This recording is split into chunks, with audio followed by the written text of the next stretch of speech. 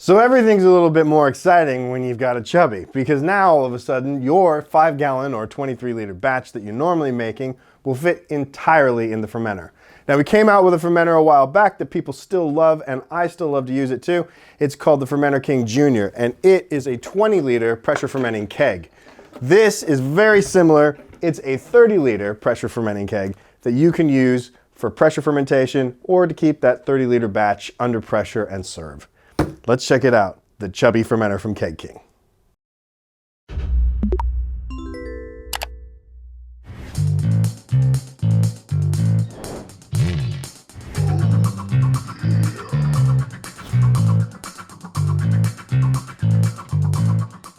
So we'll start by opening up our Chubby fermenter box, and we'll get Chubby on out so you can see my Chubby. You're going to find your package with the lid and the posts and the dip tube and the floating dip tube assembly. And this is your 30-liter Chubby fermenter body. So once you've whipped your Chubby out of the box, it's time to open up the bag so we can get the Chubby all set up for fermentation. Now, you'll find inside this pack of equipment that's going to go onto your Chubby the floating dip tube, the stainless steel float ball.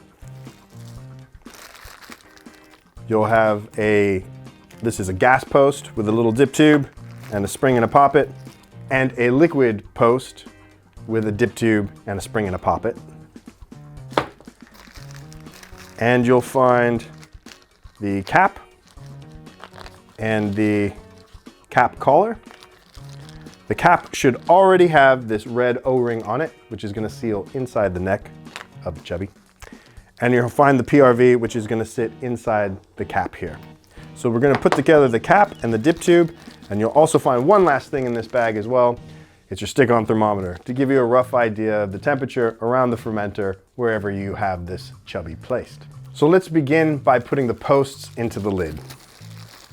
In this case, I've got a liquid post, and sometimes what you'll find is the liquid post and the dip tube have been packaged together like this, with the poppet and the spring inside the post. So sometimes when you take these out of the bags, these will be partially assembled like this, just to make sure that all the parts are in there. When you take it out, you can take out the poppet and the spring. And the first thing that you're going to do when we're putting together this lid assembly is take your cap and go ahead and put this in here so it's easy to put together. Take your dip tube and choose either one of these posts to put the dip tube into. You will have to push down a bit in order to get it to slide through the opening. Then you're going to put the poppet and the spring inside here. Just to show viewers as well, with the spring, there's a wide portion of the spring and a narrow portion. Your poppet goes onto the narrow portion, and this wide portion is going to be what's up against the dip tube like that. So if I were to put this on top, which I will, you'll put it down, and just like with other stainless steel to plastic connections, you kind of want to start by going backwards first to make sure that you're nice and straight on the threading so you don't strip it. And then you'll be able to twist it straight down, and it really only needs to get finger tight. So now let's put together the other post, be it gas or liquid, whichever one you didn't put in first. Push on the dip tube through the hole.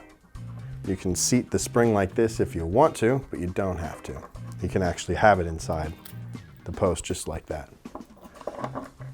And again, start by going backwards, and you'll feel where that thread hooks up, and then just twist it straight into place. So the PRV, this is going to fit into the third port in your lid, just like that.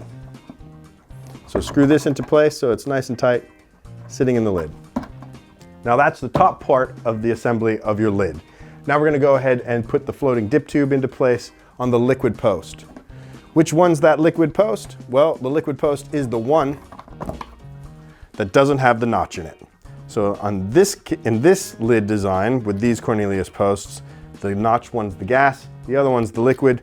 So that means this longer dip tube is going to be for our liquid post, or a liquid pickup tube. So let's put this silicone tube onto the dip tube. we'll just go ahead, moisten it a little bit so that it's a little easier to put onto place. With dry fingers, you'll just push this up into place so it's got a good purchase on that stainless steel tube. So same thing for putting the float tube onto the silicone hose, just a bit of sanitizer to wet it to make it easier to slide into place. So that's your lid assembly. You've got a PRV in place that's gonna lift at 2.4 bar. You've got a gas post and a liquid post, and you've got this silicone pickup tube with the float tube on the end of it. So we're gonna put this into the Chubby fermenter and just push down to get it to seat inside the neck, just like that. Go ahead, locate your collar for the lid and moving that out of place so that you can simply spin it directly into place. And that's gonna hold down the cap and make a really nice tight seal that's not gonna leak. And make sure that this is nice and tight into place as well. That's your PRV. All of these now, you're gonna actually tighten and test for pressure. And there's one last thing to do to get this Chubby ready for action. Take your stick-on thermometer and apply it to the exterior. Somewhere maybe halfway or down lower, somewhere about here, let's say. So that's your 30-liter pressure fermenter, the Chubby fermenter from Keg King. It's just that little bit bigger than its little brother, the Junior fermenter, which is a 20-liter pressure fermenter keg. Now, both of these fermenters utilize the same cap assembly, so they're interchangeable. But that Chubby is just a little bit bigger and fits your entire single batch. So if you're a single batch brewer that looks to fill that 19-liter keg plus a little bit more, everything's gonna fit in Chubby. Now, Chubby's also gonna be coming in a couple of different colors. We've got a red and a silver. This is for UV light protection. Now, most homebrewers already know that when you're fermenting in clear vessels, you keep it out of UV light and sunlight. This is because hop oils are going to degrade into a substance called mercaptan, and that's what makes your beer smell like a skunk. So we already know to keep these in the dark, most people are going to be fermenting in fermentation chambers or temp control chambers, or just in some place out of sunlight. But for those that are concerned, there will be these available soon, so you don't have to worry about UV contaminating your beers or your fermenting beverages. Now, the other thing that's coming out soon for these as well is going to be a handle that fits around the neck. It'll make it easier for you to get your Chubby out and around wherever you want to take it. So we know you're going to like the Chubby fermenter because it fits that entire single batch into one vessel. So we hope you check it out, the Chubby fermenter, because everything's a little bit more exciting when you have a Chubby.